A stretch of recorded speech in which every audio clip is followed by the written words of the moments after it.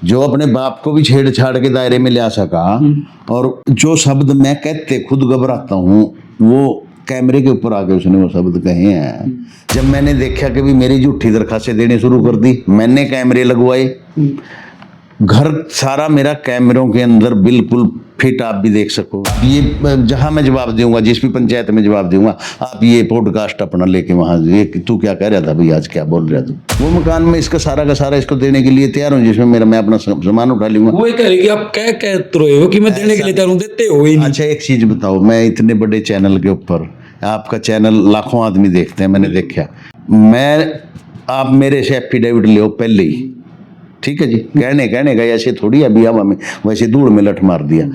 मैं जुम्मेवार, अब मेरे पे यकीन नहीं है, मेरे जुम्मेवार लो, मैं 20 जुम्मेवार दूंगा लाडवा एरिया से, जो आदमी मैं लिख के दूंगा, रिकॉर्ड की चीज आज भी मैं कह रहे कि जो उसका हिस्सा बनता है आप देने के लिए तैयार है, एवज में जितने उसने केस किए हैं वो अपने वापिस उठाए।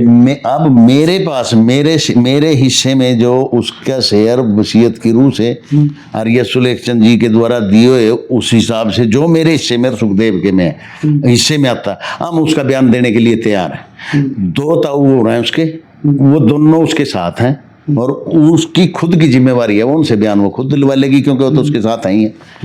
इसमें तो कुछ रहा नहीं। अगर 26 कनाल 18 मरले में से लगभग 13 कनाल 9 मरले के बयान मैंने सुखदेव ने देने हैं, हम देंगे उसके बयान, मैं लिख के, मैं एफिडेविट दूंगा लिख के। आप ये जहां मैं जवाब दूंगा, जिस भी पंचायत में जवाब दूंगा, आप ये पॉडकास्ट अपना लेके वहां, ये तू क्या कह रहा था भाई, आज क्या बोल रहा तू, ऐसा कुछ नहीं है जी। तो आप ये चाह रहे हो कि भी जो उसका हिस्सा हम देने के लिए तैयार है, बदले में वो जो केसेस उसने कर रखे हैं वो सब विड्रॉल कर ले अपने। ऐसा है जो केसेज के अंदर फैसला होगा। नहीं, वो ये भी कह रही है कि 2 फैसले पहले आ चुके हैं जिसमें वो जीत चुकी है, अब आप फिर हाई कोर्ट चले गए। ऐसा वो हाई कोर्ट जाना तो हमारी मजबूरी थी, क्योंकि उस टाइम तो ये घर भी नहीं थी। 2015 में आई, आपने फैसला देखा 2015 का, 28/6/2015 का फैसला है, और 2010 का वो केस है। तो हमने तो नेचुरल सी बात है, हमने आगे अपील करनी थी अगर हार गए थे। अगर सुलेख, क्योंकि हमारे पिताजी थे, अब तो चलो मैं कह रहा हूँ, लेकिन असल तो इस प्रॉपर्टी के मालिक तो जो थे, कर्ता जो थे प्रॉपर्टी के, सुलेखचंद जी मेरे पिताजी थे, वो हाई कोर्ट गए हैं। एक केस हमारे ऊपर भी था, हम नहीं गए। 2 केस थे ना, वो कह रही बेटी 2 केस हैं, एक केस हमारे ऊपर था, एक केस सुलेखचंद जी के ऊपर था, और उनके साथ हम बिजोड़ रखे थे।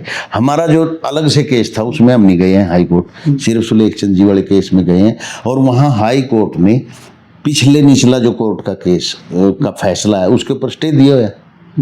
अब ये इसको 2015 में लेके आया, मैं 2010 की अपील है। अब वहां से कोर्ट से कैसे उठेगा केस, कैसे उठेगा जब दोनों पार्टियों के वकील वहां पेश होंगे, मीडिएशन कोर्ट में चले जाएगा, मीडिएशन वाले फैसला लिखेंगे, और फैसला किसकी बिहाफ पे लिखेंगे, हमारे कहने से और हमारे वकील की सहमति से लिखेंगे। तो एक कानूनी प्रोसेस है। मेरी कल भी संजना से बात हुई थी, वो कह रही थी मेरे को घर जाए भी काफ़ी दिन हो गए, मैं जाती हूँ तो मेरे साथ मारपीट हो जाती है, मेरी माँ से मेरे को मिले काफ़ी दिन हो गए।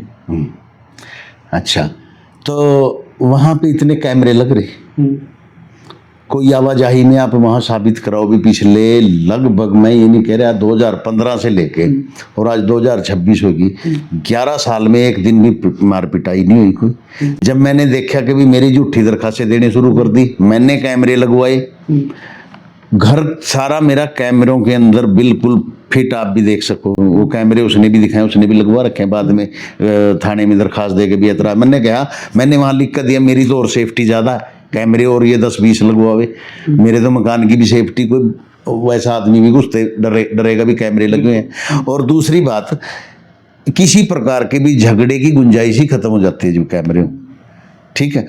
आपको कैमरे की रिकॉर्डिंग मैं भी दिखा देता हूँ, अभी दिखाऊंगा मैं आपको, मैं ले रहा हूँ भाई किस प्रकार ये लड़की किस प्रकार कैमरे की जद में भी धक्काशाही करती है। असल में बात क्या है, किसी तीसरे पक्ष के द्वारा बहकाई हुई है, अपना खुद नहीं, मतलब इतना डिसीजन ज्ञान नहीं है, मतलब आपका नहीं ज्ञान है, ऐसा नहीं है भी ज्ञान नहीं है, उसने ज्ञान है। जो मेरी छेड़छाड़ तक की अपने बाप की, एक तरह से उसके बाप के मरने के बाद सामाजिक रूप से कौन बाप है जो अपने बाप को भी छेड़छाड़ के दायरे में ले आ सका, और इतना जो शब्द मैं कहते खुद घबराता हूँ वो कैमरे के ऊपर आके उसने वो शब्द कहे हैं, तो आप कैसे कहते हो ज्ञान नहीं है? ज्ञान तो बहुत है, लेकिन वो ज्ञान को सही तरीके से इस्तेमाल नहीं कर रही, वो दूसरे किसी तीसरे पक्ष के द्वारा बहकाएगी। जो लोग मेरे से रंजिश रखते हैं, ऐसा नहीं है, गांव के अंदर मैंने सरपंची के 2 चुनाव लड़े हैं, मेरे साथ अच्छा जन समर्थन भी है गांव के अंदर। आप जाके पता करो, अगर मैं ऐसा आदमी हूँगा, किसी भी किस्म से आपको लगे बलदेव राठी कोई गलत आदमी है, तो गाँव का आदमी बता देगा आपको। आप गाँव में जाओ, मेरे विरोधी मैं बता दूंगा, मेरा विरोधी कौन कौन है, उनसे भी पूछना और दूसरों से पूछना। विरोधी तो कह देगा ये तो खराब आदमी है, लेकिन सारे गांव में पता करो। आप गरीब जनता मेरे गांव के अंदर बस रही, वहां जाके आप पूछो भी कैसा आदमी, इसका व्यवहार कैसा, आपको बता देंगे। ऐसा नहीं है पत्रकार महोदय, कुछ चीजें जानबूझ के पेश की जाती हैं और कुछ असलियत भी होती है। असलियत ये है कि उसका शेयर है प्रॉपर्टी के अंदर, और झूठ क्या है कि भी हम दे नहीं रहे, या छेड़छाड़ करी, या मार पिटाई करी। अरे भाई, कैमरे की जद में तभी छेड़छाड़ होती है जब मेरा शादी हो कोई। अब मेरे बेटे की शादी थी फरवरी में, 2023 में भतीजे की शादी थी, तब भी छेड़छाड़ का मुकदमा। जब 2026 के अंदर फरवरी के अंदर मेरे बेटे की शादी, तब मेरे बेटे के ऊपर छेड़छाड़ का मुकदमा और मेरे ऊपर छेड़छाड़ का मुकदमा। तो तभी जब मेरे घर के अंदर मैं 1 महीना, एक साइड मेरा फंक्शन था भाई साहब, और दूसरी साइड में थाने के चक्कर काट रहा था। एसपी साहब के यहाँ पेश होया, सारे तथ्य वहाँ रखे, उसकी जांच हुई। थाने में महिला आईओ ने जांच की है और मौका पे जाके जांच करिए। चारों तरफ कैमरे लग रहे, किसी भी कैमरे की फुटेज में एक उंगली से भी टच नहीं किया गया, बावजूद उसके।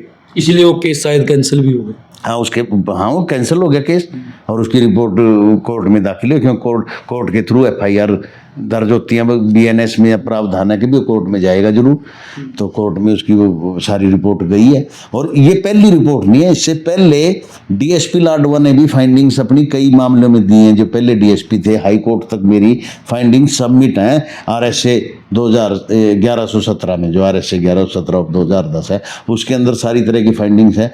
एक क्रिमिनल रिट पिटीशन मेरे खिलाफ दायर हुई थी, डीएसपी लाडवा ने उसकी जांच करी। डीएसपी लाडवा ने वहां अपना एफिडेविट लगाया हुआ है कि भी सारे तथ्य झूठे हैं जो भी आरोप लगाए गए। तो ऐसा तो नहीं है कि भी डीसी कुरुक्षेत्र भी मेरे फेवर में लिख देगी, इतना बड़ा तो आदमी नहीं मैं हूँ। ये डीएसपी शाहबाद भी मेरे खिलाफ नहीं लिखेगा, डीएसपी लाडवा भी नहीं लिखेगा, डीएसपी पेवा भी नहीं कहेगा कुछ, और मेला थाना वाली जो कुरुक्षेत्र SHO बैठी वो भी नहीं कुछ भी कहेगा। ऐसा सारा प्रशासन मेरा गुलाम थोड़ी है। आज देश में लोकतंत्र है, अगर कोई भी आदमी गलत काम करता है उसके तुरंत जवाबदेही है उस चीज़ की, और इतने सख्त कानून हैं देश के। ऐसा नहीं है भाई साहब, ये सारा का सारा मामला कोर्ट केसेज में और ज़मीन को हैंड ओवर कराने के लिए नाजायज़ दबाव बनाने का है, ताकि अब आप पूछते हैं भी आप देना चाहते हो और लेना क्यों नहीं चाहती। मामला दूसरा है कि जमीन तो दे दे, कल 30 साल का ठेका भी देगा, इसलिए केस नहीं विड्रॉ करने। अच्छा, अब कोर्ट के अंदर कितना पैसा बेफिजूल में वो भी खर्च कर रही है, हम भी खर्च कर रहे हैं। और जब 2016 में उसको लेके आया, मैंने आपको फोटो दिखाई भाइयों के साथ जी, वो कहती आते ही 2 महीने बाद मेरे साथ टॉर्चर हो गया। 28/6/15 यानी 7वें महीने में टॉर्चर हो गया, और फरवरी 2016 के अंदर वो अपने भाइयों के साथ मतलब वो सेलिब्रेशन कर रही है जन्मदिन का। तो आप क्या उससे अंदाज़ा लगाओगे कि भाई झूठ कौन बोल रहा है। ऐसा नहीं है भाई साहब, मैं एक सामाजिक आदमी हूँ, अपने एरिया के अंदर मेरे परिवार का एक नाम है, और प्रयास ये रहता है कि भी दूसरे लोगों के भी हम फैसले पंचायतों में कराएं, और वो कराते भी हैं। लेकिन पता नहीं परमात्मा का क्या हमारे ऊपर श्राप है कोई या कुछ है, भी अपना मेरा निमट नहीं रहा ना कोई आदमी ऐसा पंचायती बीच में आता। मैं तो ये कह रहा, संसार क्रांति चैनल एक बहुत बढ़िया चैनल है, और आप लोग पूरे मेहनती लोग हो, आप आ जाओ बीच में। आप तो ऑथेंटिक लोग हैं, मेरे तो जानकार नहीं, मेरे रिश्तेदार नहीं, आप लोग आओ बीच में। जो एक ऑथेंटिक फैसला बनता है आप करो, अगर उससे कहीं मैं 2-4 हूँगा, उसके बाद फिर एक पॉडकास्ट आपने डालना है मेरे खिलाफ, फिर डालिए। चलो, तो ये हमारे साथ बलदेव राठी जी हैं, जिन्होंने आज संजना राठी वाले केस में तमाम तथ्य जो हैं वो रखे हैं। आप लोगों को क्या लगता है, क्या आखिरकार जो संजना ने आरोप लगाए, क्या संजना इसमें झूठ बोल रही है, या फिर बलदेव जी ने जो प्रूफ साबित किए हैं उसके बारे में आप लोगों का क्या कुछ कहना है, कमेंट जरूर करें।